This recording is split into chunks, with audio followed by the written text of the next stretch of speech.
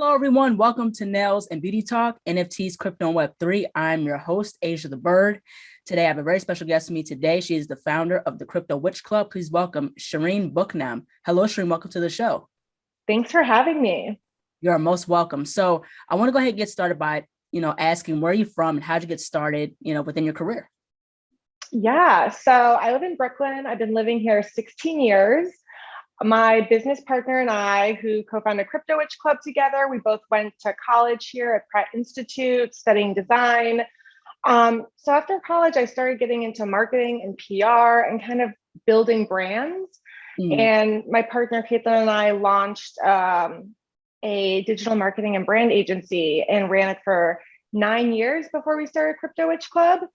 So it was exciting going into Crypto Witch Club because we knew exactly what we wanted to do, how we wanted it to look, and how to make it the most useful for people.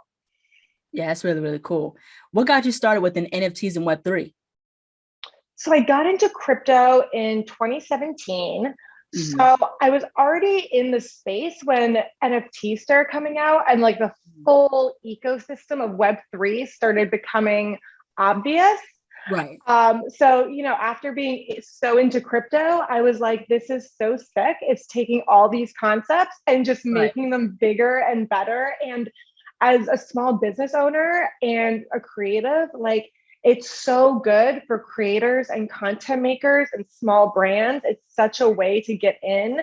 So I had to let everybody know about it, Yeah, that's really, really cool. Now with Crypto Witch Club, what was the whole mission behind creating that club? Like, what is the whole goal or mission behind it?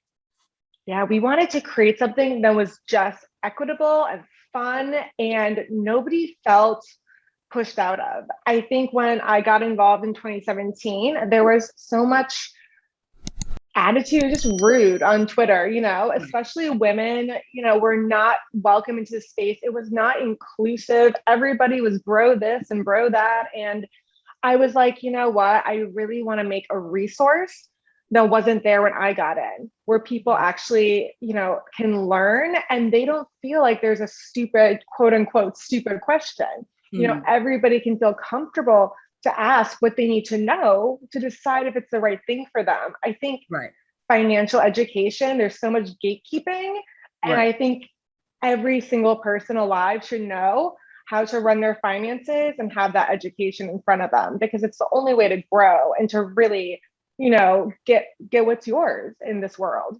Yeah, right. Exactly. Now tell us some of the sources that you offer in terms of Crypto Witch Club, like any resource that you can offer in terms of more information about NFTs, crypto, and Web3. Yeah, so our Instagram is really popular. We have open DMs, so anybody can send us a question. We answer it and then we post it in our stories. So if you're somebody who's trying to learn more, we always have Q&A running in our Instagram stories. And we also have our podcast, Crypto Witch Club, where we break down a lot of the news and terminology and good things to know, and downloadable guides on our website, which have been really big. If you want to just get in and know the basics about NFTs and Web3 or blockchain, if you're just getting started, go on our website, download a free guide, and it's the easiest way just to walk yourself through it. Cool. That's really, really cool. So within your podcast, you guys cover like crypto, NFTs, Web3. Like what other topics do you cover in terms of that realm of technology? Anything that falls under the Web3 umbrella we'll tackle. So it could be, how to approach a bear market, or how do you invest in ethical and sustainable cryptocurrency projects, or how do you even go into an exchange for the first time and buy crypto so then you can buy that NFT you want. So it's the whole spiel. Yeah, that's really, really cool. Now, how could you describe Web3 in your perspective? So Web3 is basically anything that can be blockchain based or be facilitated for self-ownership. So if we think about Web 1, it was really like Netscape, like dial-up AOL, like really early days.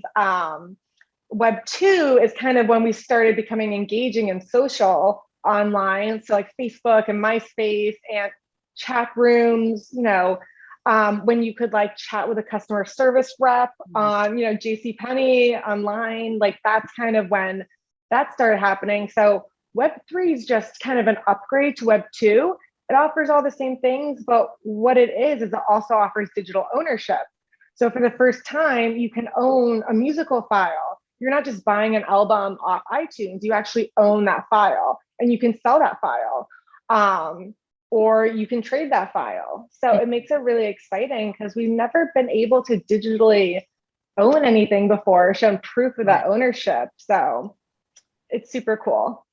Yeah, that's really, really cool. And I like how people are getting more into ownership. And, nowadays we have like, Spotify and like, all these other streaming platforms, but also too, like, again, with NFTs, like you can make music as an NFT, you can make an album as an NFT, that's really, really cool about that.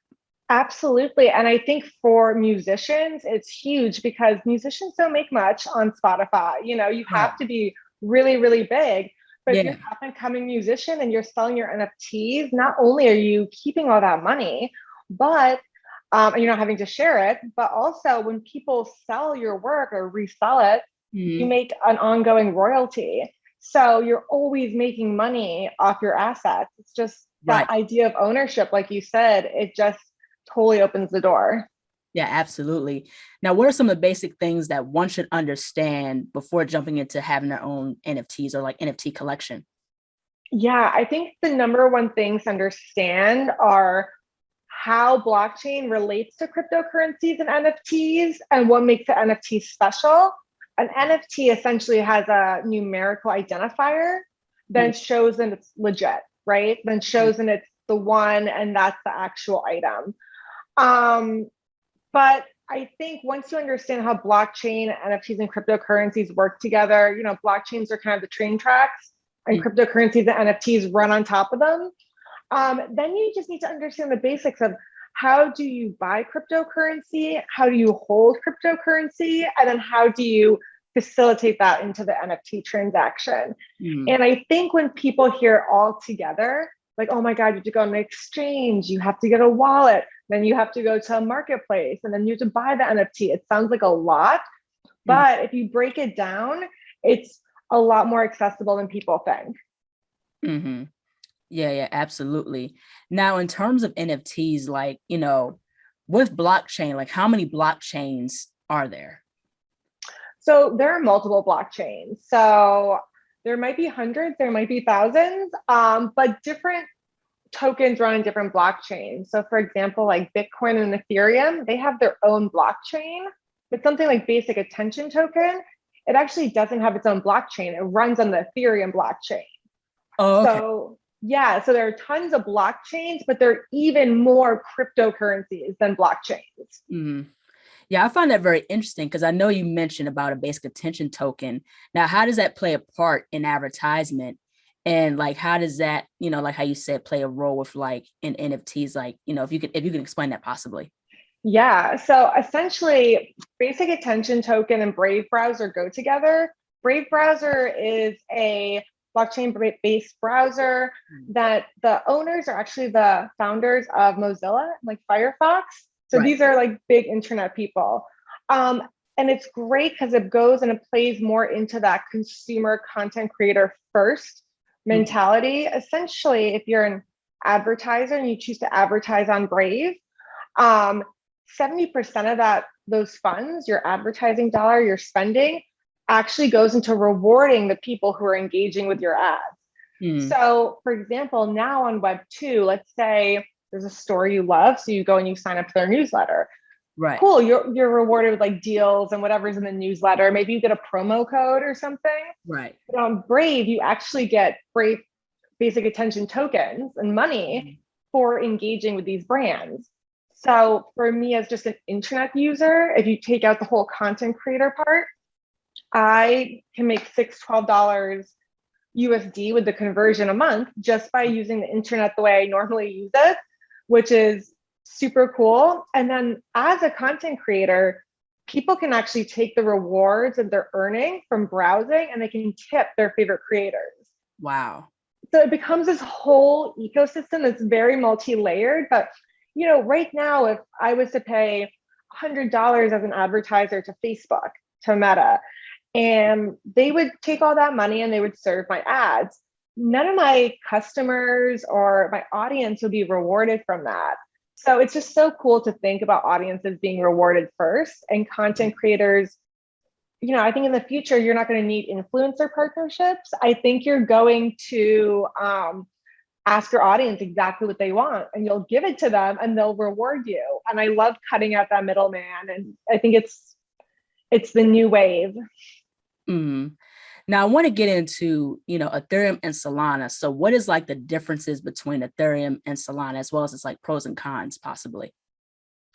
Yeah, so Ethereum's older than Solana. It's like the second biggest cryptocurrency by market cap. So it's much more used than Solana. There's a lot of NFT projects built on it. It's definitely the dominator in the market. That being said, Solana is much faster than Ethereum and much more energy efficient. And if you're considering the environment, ethical than Ethereum. Ethereum uses a proof of work protocol, which is the protocol that uses cryptography, right? To basically secure transactions. And that's the same one Bitcoin uses. That protocol is not very energy efficient and it's not very fast. So they're actually switching to proof of stake, which is coming in this fall. So they are updating it. But at the moment, you bought like an NFT on Ethereum versus an NFT on Solana, because of the cost of these transactions and the time it takes, the gas fees, these transaction fees, you could pay $200 for a transaction on Ethereum versus Solana, it could cost you $1. Wow. So huge price difference. The thing that sucks is Ethereum is still the market leader. So a lot of projects are built on Ethereum. So I think it's really important for artists and musicians and designers to start building their projects in some more affordable blockchain solutions that are faster and will facilitate the transactions better. But I would say as a consumer, those are the two most important things to really look at. Those differences in protocols between Ethereum's proof of work and Solana's proof of history, and the way they use energy and the way they process their transactions is very different. Wow, that's very, very interesting. Like that's a huge leap. It's huge. It's massive. And I think it's hard for people who want to get into NFTs for the first time. You find an NFT you love, you go to purchase it, let's say it's $100, and then suddenly you have a gas fee for $200 on top of that. It adds up. And it will be better in the fall when they change their protocol from a proof of work to a proof of stake. They'll also make it faster, more energy efficient. But Solana, I believe, will still be faster. I think the actual breakdown is Ethereum can process like 30 transactions a second, and Solana can process like something like 10,000 a second. So it's a big difference. Wow, that's very, very interesting. I want to get into like DeFi and CeFi. What is the difference between the two? Yeah, so DeFi, decentralized finance, uses smart contracts to facilitate transactions.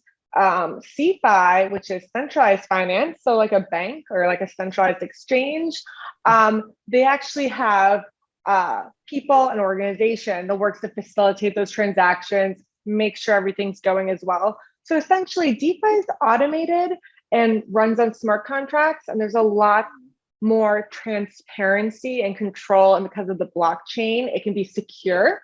CeFi, you really are, I don't want to say at the mercy of, but you are definitely the centralized sources in control. So whether that's a bank or the people who run an exchange, that's who's really facilitating it. Oh, okay. So it's like, like how you said, organization. So it's like physical, like smart contract is more on blockchain and you don't have any control within the contract with the smart contract. Exactly. And it's basically all automated. So it's like this very AI version almost of running a regular bank. And there are issues there. I mean, there can be like bad code, for example. So something can break.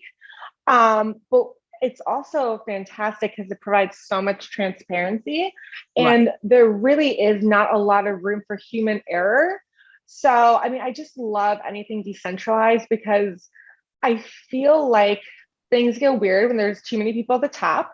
And when there's, one specific centralized person or group to report to, I don't think it just usually bodes well for anybody. So I love this whole put it in a smart contract, put it in the code, let the code do its job and benefit the consumers. Yeah, exactly. Now I heard of something called a whitelist. What is a whitelist exactly? A whitelist, like in the NFT world, is essentially when you get your wallet address included in a list. Think of it as kind of like a mailing list, but it's a cryptocurrency wallet address. And you kind of get first dibs at an NFT collection or a cryptocurrency drop if it's a new cryptocurrency. So essentially the best way to get on a whitelist, let's say there's an NFT project you're really interested in and you're worried it's going to sell out, you're worried it's going to have crazy gas fees because gas fees aren't consistent. The more demand there is, the more expensive they are.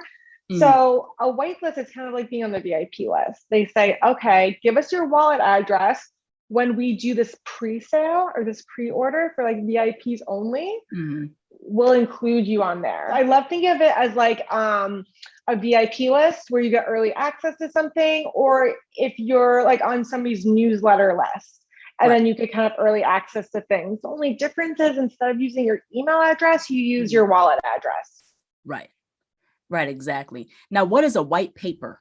What is that? So a white paper is totally different from a white list. A white paper outlines a cryptocurrency team's plan and kind of how their technology works. So in a white paper, it'll say, we created this with the goals of this. We have brand partnerships with BMW, this and this. It'll show studies and testing.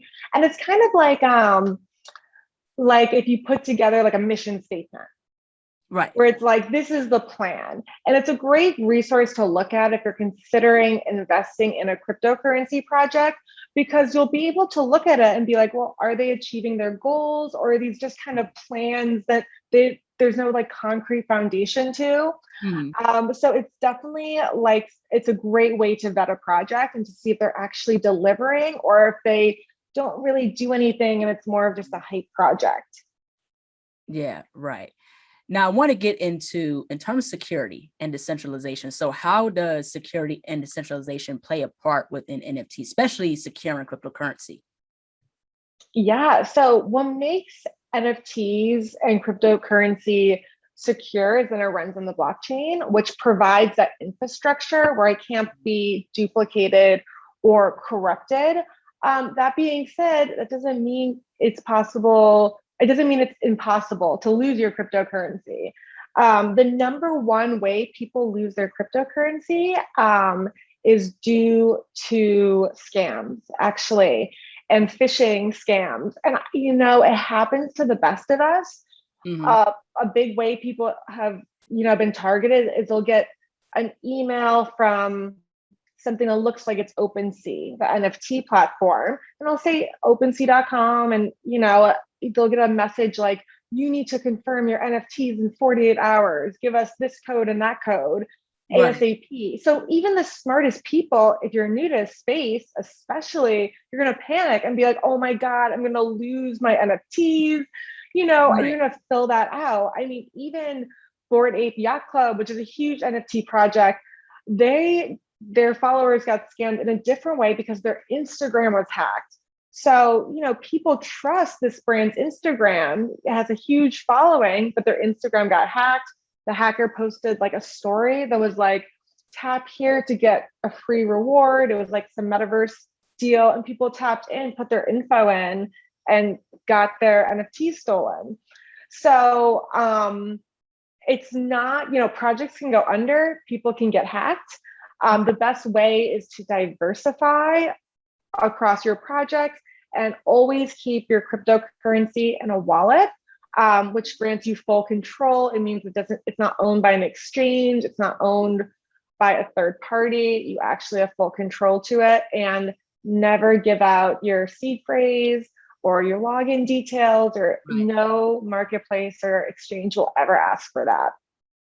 Yeah, right, exactly. And the thing is too, like, you know, you get emails, you know, also like, you know, whether if it looks like, you know, like how you said, like OpenSea or MetaMask, like, oh, you got to verify your email, you know, is this you? Like, and this would be like a whole different email. I'm like, this ain't my email. Yeah, it's crazy. And, you know, it happens with people off Web3 too, like in Web2. I mean, how many people have gotten a call from somebody and it's been like, this is the IRS, like call us back with your social, you know, Right. and you're like, oh my No, tell God, me like, this. yeah, like that's how they get you. I think they try to scare you, but phishing scams are just the worst. I mean, even right now, there's like 3 crypto witch clubs on Instagram. It's like crypto witch club is one, or like there's like 3 underscores in one. And I feel so bad because some of them, they'll DM our followers and they'll be like, hey, this is a backup account, you know, send us your crypto. Right. I'm like, no, don't send crypto. Like, you know, we're not a financial outlet. We're just an education platform. But I mean, even my mother-in-law got DM'd by like one of these people pretending to be Crypto Witch Club. And they were like, help, I need your help. And she called me and she's like, are you okay? It's wild. It's a wild west. Yeah, it's crazy. And plus considering that, like with all these, you know, hackers and scams, like this is desperate times. Like people are trying to get any way to scam people, take advantage of people. And, Totally. you know, there's people out here that, you know, especially for me, I'm in the beauty industry and I'm a nail artist, you know, not only just, you know, an illustrator, but also like the thing is like, if people could take advantage of you, they can. Like there's people that will try to snub you. Oh yeah, totally. I mean, yeah, like desperate times. And it's like the early internet when email first came out and people were getting emails from people just being like, hey, I'm a distant cousin of your grandma's, like send money. And they're like, what's an email? You know? Yeah. But the best way is just to keep your crypto, keep your NFT safe in a wallet, and be really cautious with emails and on social media. Yeah, that's the thing.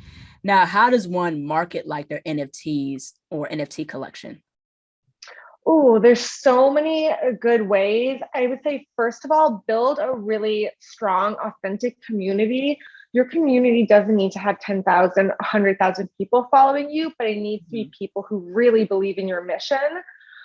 One platform I love for people in Web3 is called Mirror. It's mirror.xyz, I believe is the site. And it's a content platform where you can like share your music, share your goals, write your blog, but it's decentralized and you own everything. So if you're a writer who wants to get your content out, you know, you can own everything you put on there. That's a great way for marketing. Discord is a really popular channel for marketing as well. And I think the most important thing to do when you're building an NFT and you're working on marketing is like knowing who you, just like a Web2 marketing plan, like know who your customer is. But also it's like, what's the benefit to join? So whether it's a utility coin or whether it's kind of a PFP artwork coin that people are using for their profile photos, there has to be a sense of community and something there for people to participate. I love one of the NFTs I own. It's called Alpha Girl Club. And it's all about like mental health, taking care of yourself and just like Zen. So they do like remote yoga classes. They'll do like cooking classes in the community. They'll give away like trips to Tokyo to like a spa. Like they just have good things. They were doing sound baths the other week online, which I was like, this is so cool. And so it's kind of fun. You get all these free events to go to. And, you know, I think the access has to mean more than just the product. There always has to be the community that's there too, that you can interact with and join.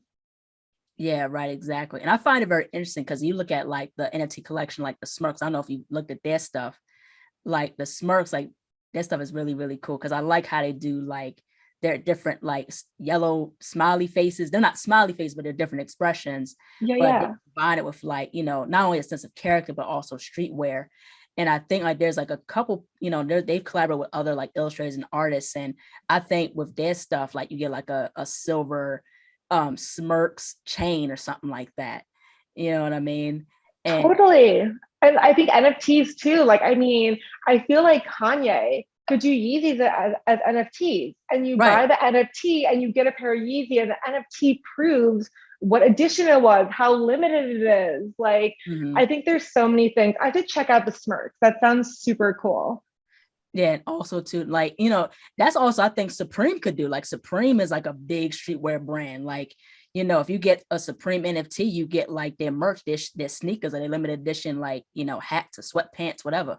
Yeah, totally. I think Supreme is such a good example of a brand that would just crush it in the NFT space. And another great thing NFTs are fun for is like access to events. So like Mhm. Supreme could be like, oh, we give 10 of our NFT holders access to our show or Right. access to this party every Mhm. month or whatever. And I mean, that would just be so Snoop cool. Dogg, like on Sandbox, like from last year, he has this thing called Potland, I think, on Sandbox. And if you go to his land, or if you buy like his NFTs, you can get like tickets to his concert or something like that.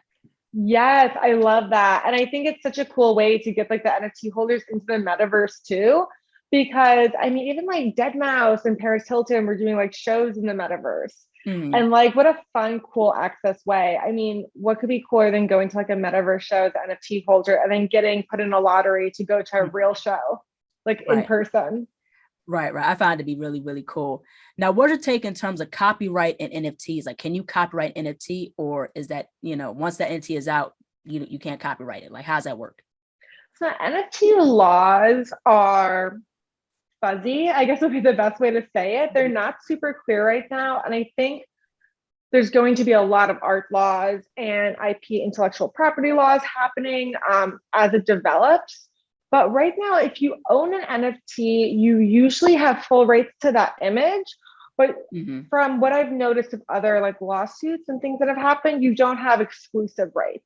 So, Mm-hmm. for example, from my understanding, if I was to hold a Bored Ape Yacht Club NFT, I believe I have rights to use that image because it's mine, but it doesn't take that right away from the Bored Ape Club. And that's just the way their terms are. Mm-hmm. So right now, it really depends on the product. Right now, one of our NFTs, we use the image of one of our NFTs on our like NFT like Web3 guide. And I'm just like, I'm 99% sure I'm allowed to do this because I purchased this Mm-hmm. artwork and I own, or my business partner owns that specific file. But I Mm-hmm. was like, but I could get an email being like, you don't own it that much enough to put it on something and then sell it. Right. Because it's a paid guide. It's not one of our free ones. So TBD, I think there's going to be a lot of lawsuits with, I think we're probably small enough where it's like, we'll probably learn from bigger companies Mm-hmm. um, learnings. Yeah, right. I find it very interesting because especially like, in terms of investing, like I want to get into this as well. Like what has been your whole experience investing in NFTs, and how should one get started getting to investing in NFTs, and especially with assets? Yeah, I mean, I think the number one thing before you get into NFTs, and I think not everybody will agree with me on this, is you should know the basics on cryptocurrency because you need to hold that first before you can buy the NFT. That being said, there's definitely a few things I look for if I'm looking to purchase an NFT as an investment. Mm-hmm. So if I'm looking at it from an investment perspective, similar to how I would look at a cryptocurrency project, I want to look at the team behind the project. Like, Mm-hmm. who are they? Are they people I want to support? Are they artists I respect? I'll want to see that the team is credible. And there's nobody on there that I don't want to be associated with. Right. Um, Second, I'll look at the community. So maybe I'll join the Discord, I'll go on Twitter. Even pre-launch, these channels will normally be live for these projects. And I'll see, is like their community real? Are they authentic? Is it Mm-hmm. bots? Like, are there like real conversations being had or real events taking place? Like, does it seem, like people I want to be around, and do I seem aligned with them? Right. Also, like, do they seem like they're a group that wants to, are they big in the NFT space already? Are there like notable holders or notable people already in there Right. If they're, I don't like to go by like influencers per se, but there's people in the space you respect or other artists you respect. I think that's a great indication of the potential. And then I like to look at some stats. If you go on to like a marketplace like OpenSea, you can search all these statistics, but I like to see like how many people, if it's released yet, how many people own it and how many are sold. Is it becoming more scarce over time? Like, is the volume per week of the sales increasing, which just shows there's an ongoing demand for it? Or is it kind of like stagnated? Sometimes you see like, 80% of the collection is sold out, but it's held between like 15 people, 20 people. It's thousands of NFTs. And, that kind of seems a little off. You want it to be like a lot of holders, and if somebody owns 2 or 3 and they're a fan, great. But sometimes one like kind of red flag I've noticed is when there's not a lot of holders, but each person has a lot. I'm like, something's not like measuring up. Yeah, exactly. Now, what is your take? What is some advice you can give for someone who wants to get into NFTs or who wants to do a NFT collection? Like, how do they go about pricing their NFTs? Ooh, it totally depends. Like the first thing I would say is if you're like a new artist or an established artist, designer, musician who's now trying to do Web3 for the first time, or do it as NFTs for the first time, is don't discount yourself. Price it what you need to price it at to make a profit and to support yourself. Right. But be cognizant of ways you can make the experience better for the people buying it. So maybe you're putting it on Solana or a Polygon instead of the Ethereum blockchain because, let's say somebody's paying $50 for your album and like the custom artwork that comes with it. There's a huge difference between $51 and $250, in the Ethereum blockchain. So make it accessible. And I would say just share your process. I think people love that so much. So if you're somebody creating your first NFT, part of the marketing, go behind the scenes, show people what you're struggling with and just empower them through education to actually feel confident to purchase your NFT. Because you might have all the fans in the world, but if they don't have the confidence to go purchase your, album or art or serial NFT, then you're not going to make sales. So I definitely push education and like, even just like an Instagram reel being like, this is how you buy my album as an NFT, 1, 2, 3. Like it goes so far. Yeah, right. Exactly. Now I want to ask, like, what has been your whole perspective in terms of Web3 and what are some things that have stood out to you in terms of Web3, NFTs and crypto? I think like the reason I got into it, and maybe it wasn't so much at first, but it definitely got stronger, is it really equalizes it for, especially like for women or for marginalized groups. Like before, like in 1988, which was the year I was born, that was the year it became illegal to deny a woman what's it called? It's not a lease. It's like a deed to a home. Like women could be denied, car loans for homes, just on being a woman, which is crazy. Like the fact that women used to have their fathers and husbands co-sign for them to have a credit card or to open a bank account is so nuts. And it's not that long ago this was happening. So I love that at Web3, like you can borrow money without a credit score. Because I think credit scores are kind of like bullshit, in Web3, you can borrow and lend money without that. You can, purchase something. Like everything is so accessible for everyone. Right. And I just think it's cool because we never really had the chance of like deciding to own our own money or to own our own files. Like growing up, you would get your first checking account and they're like, Citibank or Bank of America. There was no alternative in terms of like, oh, you can earn interest and store money and purchase things and you don't need a bank. We just grew up, we got our like savings account with like 0.5% APY because, that's all we thought we could get. But now it's just cool to see like, wow, when you cut out the bank, I can actually get like an 8% on my savings, with Mhm. stable coins and things like that. So I'm just excited to just kind of just get make everything a little more even. I just think it's going to democratize finance so much once people understand and feel safe using it. Mhm. Yeah, right, exactly. Even, for me, I'm still educating myself on the NFT and Web3 space, as a woman, because, and I like how women are getting more involved into the space. And the thing is too, with the metaverse, like I just found out about like, Sandbox and Decentraland and stuff like that. And, it's very interesting to see how you can take what you create and you can make money off it, out of crypto. You can make some off a Sandbox, like a house or a character, and people buy it, and that money comes to you. Like that's very, very interesting and cool.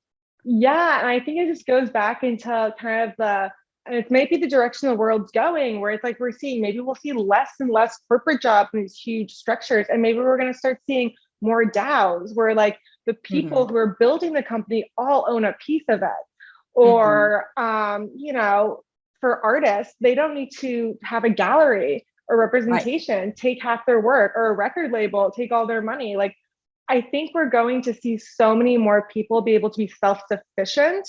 Right. And I think that's whether you're a designer or a marketer or an artist or, I think a lawyer. There's just so much every single person can do with it. So I'm just excited to see. There's going to be like some amazing, I think, like trailblazers. And I'm just excited to see, especially like the women who like step it up and take us to like the next level. I think there's going to be so many breakthroughs in the next couple of years. And I'm just like, oh, the more women doing it, the better.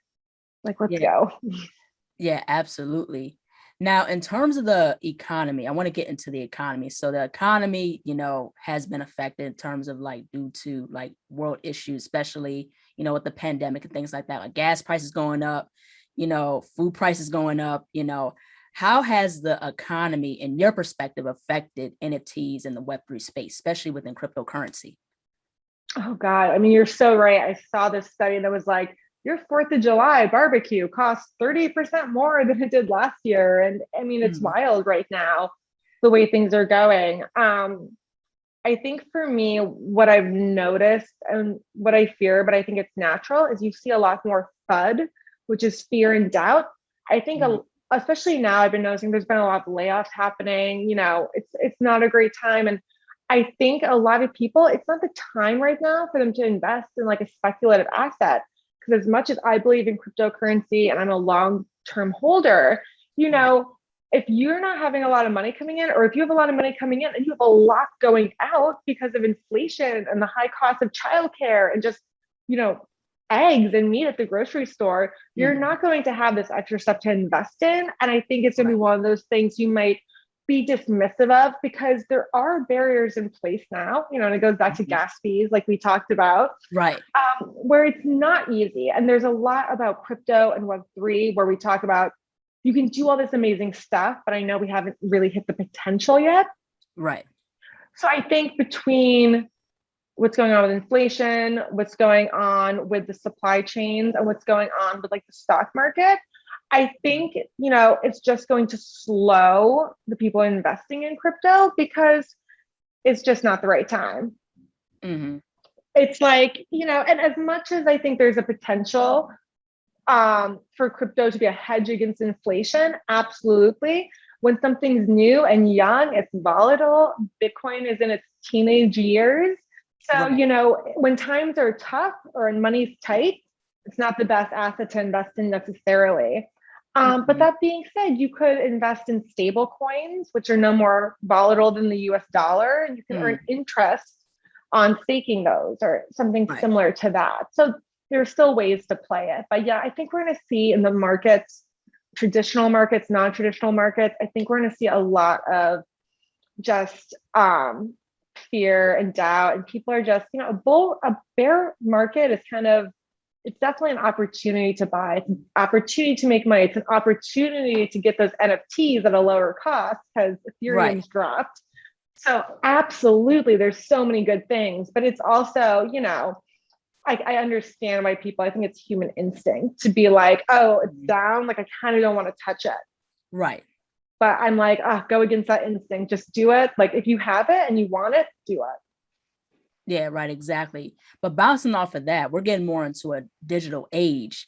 And the thing is, we're slowly getting more towards AI.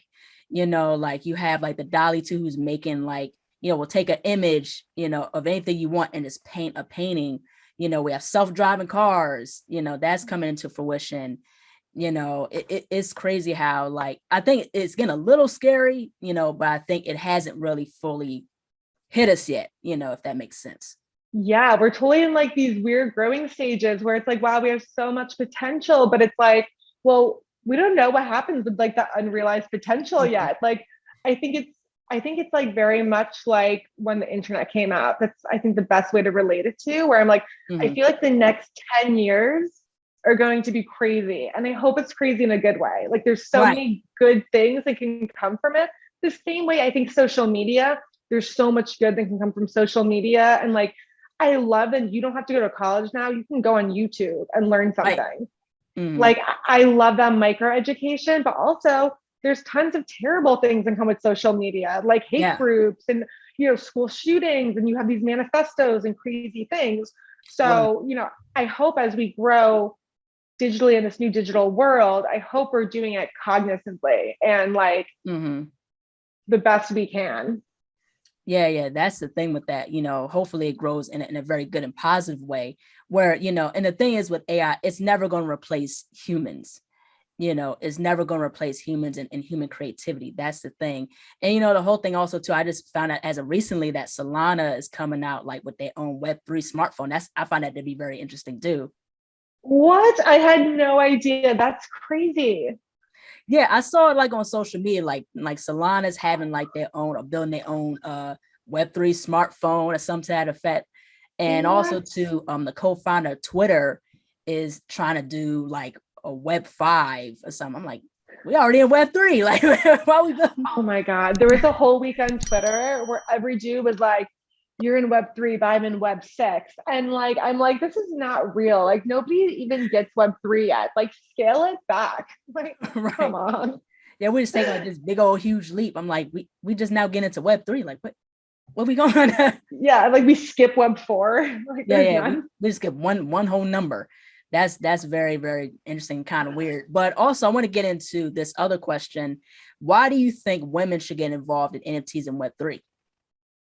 I think women just need to claim space and everything. And I think especially in tech and in finance, like women need to have their voices heard. And like, unfortunately, it's been like this a long time in those industries where like we're at the point where like we have to shout to make it happen. Right. So I just want women to like band together, like shout, like do the work and make it happen. Because I mean, the one thing I will say is coming off NFT NYC, like every single woman we met was like, how can we help you? How can we collab? How can we work together? Oh, I have this great contact for you. Like it was the best energy. And I think all the women in the space are so like-minded where it's like, no, we're going to do this. We're going to do it together because, there's room for all the women. You don't need to have like one woman sitting on the boardroom. Like we need lots of women. We need everybody into Web3.